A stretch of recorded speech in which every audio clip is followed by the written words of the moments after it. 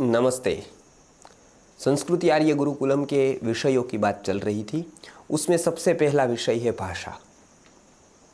भाषा में भी मुख्य भाषा संस्कृत है। यहाँ पर संस्कृत माध्यम से ही सिखाने का प्रयत्न करते, सिखाया जाता है। वार्तालाप भी संस्कृत में होता है। मैं संस्कृत में ही बात करता हूँ, संस्कृत से ही सिखाता हूँ। तो मेरे लिए तो आसान, समझना आसान है कि कौन व्यक्ति कितना जानता है, कौन सा विषय जानता है। तो संस्कृत में ही वार्तालाप हो, संस्कृत में वातावरण हो, यह ध्यान रखते हैं। उससे क्या लाभ होता है? संस्कृत में ही बच्चे बात करते हैं, सीखते हैं, संस्कृत माध्यम से सीखते हैं, तो जो यथार्थ बातें हैं वो सीख पाते हैं। उसको अनुवाद पर निर्भर नहीं रहना पड़ता है, ट्रांसलेशन पर निर्भर नहीं रहना पड़ता है। आयुर्वेद का वैद्य भी आयुर्वेद जानता है और हमारे बच्चे भी जानते हैं। फ़र्क ये है कि आयुर्वेद का वैद्य कोई अनुवाद पर आधारित है, उसको संस्कृत पता नहीं है, उसको किसी ने बताया कि चरक का ये लाइन का ये अर्थ होता है, तो उसको मानना पड़ता है। बराबर है। और हमारा जो बच्चा है या हम लोग हैं, उसको हम यथार्थ रूप में क्यों ऐसा अर्थ है, कैसे है, कितना सही है, कितना गलत है, वो सब कुछ जान सकते हैं। तो इसके लिए सत्य की यथार्थता की परीक्षा करनी है तो आपको भाषा का ज्ञान होना चाहिए। वो संस्कृत भाषा का ज्ञान हम सबसे पहले उसको कराते हैं। वो संस्कृत भाषा का ज्ञान होने के बाद हिंदी, गुजराती, इंग्लिश और सारी भाषाओं का ज्ञान कराते हैं। इंग्लिश सिखाते हैं कि नहीं, वो एक प्रश्न हमेशा हमको आता है। भाषा के साथ हमको कोई तकलीफ़ नहीं है। भाषा तो हम पिशाची भी सीख सकते हैं, राक्षसी भी सीख सकते हैं, यावनी भी सीख सकते हैं, इंग्लिश तो सीख ही सकते हैं। तो उसके साथ हमको कोई लेना देना नहीं है बहुत। हाँ, इंग्लिश के प्रति का जो पागलपन है उससे हमको विरोध है। हम इंग्लिश को भाषा से देखें वो तकलीफ़ नहीं, लेकिन उसको जब हम नॉलेज मान लेते हैं, इंग्लिश जिसको आता है वो अच्छी बात है, लेकिन जब उसको हम ज्ञानी मान लेते हैं तब तकलीफ़ है। तो भाषा जैसे हिंदी सिखाई जाती है, इंग्लिश भी सिखाई जाती है, उसका कोई विरोध नहीं है और नहीं उससे हम कुछ द्वेष करते हैं। तो ये हमारा एक स्वीकार करने का ये भाव रहता है। इसके लिए कोई भी आवेश में आकर, आवेग में आकर कोई विषयों का चयन नहीं करते हैं। वो आपके लिए सब होता है क्योंकि आप किसी के व्याख्यान सुन लिए तो आपको अंग्रेजी के प्रति द्वेष आ गया। आप संस्कृत नहीं जानते हैं तो संस्कृत आपके लिए कल्पना है, केवल क्या क्या उसमें है। लेकिन हम वो देखते हैं कि संस्कृत में किस प्रकार वेद है, उपनिषद है, दर्शन है, क्या उसकी पढ़ाने का तरीका है, किस सीक्वेंस से वो पढ़ाया जाता है। तो ये एक बहुत महत्वपूर्ण विषय है संस्कृत का।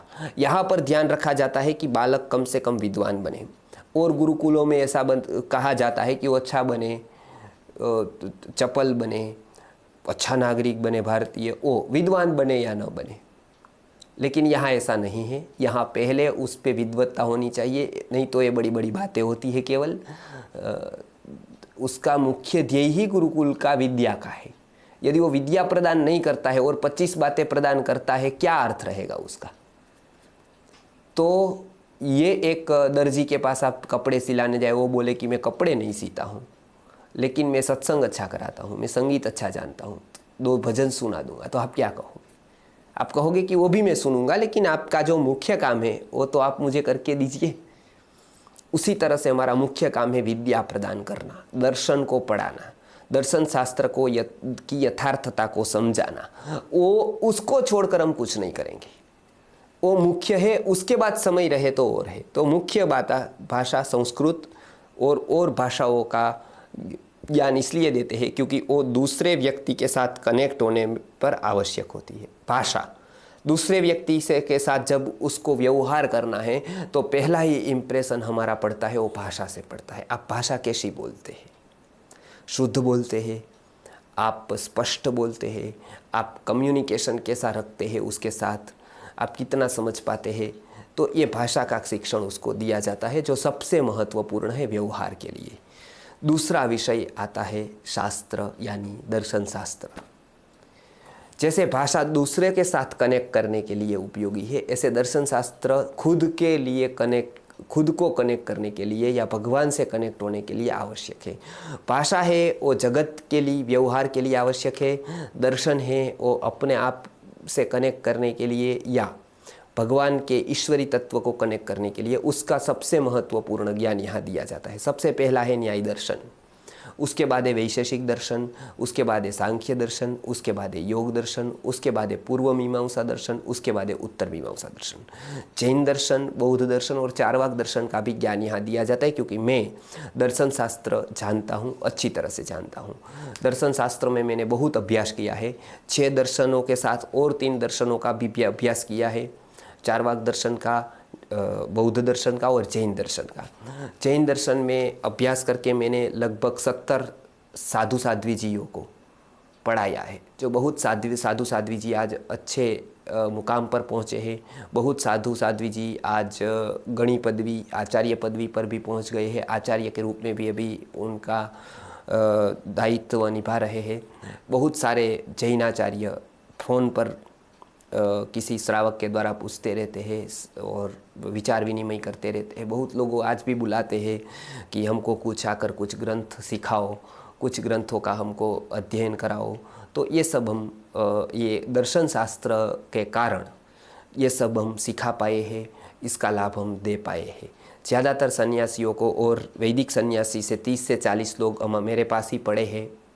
मेरी बहुत कम उम्र में मैंने दर्शन शास्त्र को पूरा किया और दर्शन शास्त्र सिखाने का शुरू किया।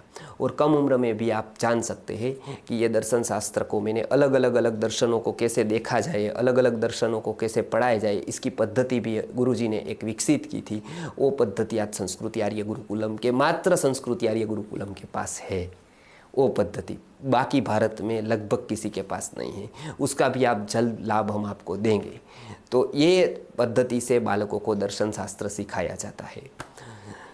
किसी के और 5-7 पुस्तकें पढ़कर दर्शन शास्त्र सिखाना अलग बात है, लेकिन प्रत्यक्ष से दर्शन को जानकर, उसकी महिमा को समझकर, उसकी कंपेरेटिव स्टडीज़ को करके और दर्शन शास्त्र कराना वो बिल्कुल अलग बात है। तो ये दर्शन शास्त्र जो संस्कृति आर्य गुरुकुलम का यूनिक विषय है, वो हम बालकों को यहाँ सिखाते हैं, ताकि उसको आत्मा, परमात्मा, आत्मा के गुण, परमात्मा का स्वरूप, जगत का स्वरूप, ये सब विषयों पर वो स्पष्ट हो जाए। उसको अध्यात्म क्षेत्र में, धर्म क्षेत्र में बिल्कुल भ्रांति न हो।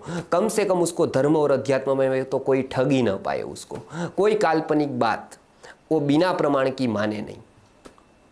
बाकी तो क्या है कि 10वीं फेल आदमी भागवत कथा में कुछ भी बताता है, लीला और हम वो मान लेते हैं। हम वही मान लेते हैं जो खुद ही उसने पढ़ा नहीं, खुद ही कुछ सांख्य का पता नहीं है, वो बिल्कुल काल्पनिक बातें करता है। और यहाँ का श्रेष्ठ सबसे धनी व्यक्ति उसको सुनता है। उसको वो तक पता नहीं है कि सीए होने के लिए काल्पनिक बातें नहीं चलती है, उसको अकाउंट्स के सिद्धांत पता होने चाहिए। उसी तरह से धर्मगुरु किसी को बनना है तो उसको दर्शन शास्त्र के सिद्धांत, अध्यात्म के सिद्धांत पता होने चाहिए। पूर्व जन्म क्या है, पुनर्जन्म क्या है, आत्मा की गति क्या है, आत्मा का स्वरूप क्या है, परमात्मा का स्वरूप क्या है, परमात्मा करता है कि नहीं है, भोगता है कि नहीं है, उसका स्वरूप क्या है, वो जानने की बहुत आवश्यकता रहती है, जो हम दर्शन शास्त्र में सिखाते हैं। इसके लिए जल्दी आपके लिए भी एक कोर्स आ रहा है दर्शन शास्त्र के संबंध में, उसकी भी हम चर्चा करेंगे। लेकिन ये दूसरा विषय है, वो शास्त्र शिक्षा, अर्थात दर्शन शास्त्र की शिक्षा।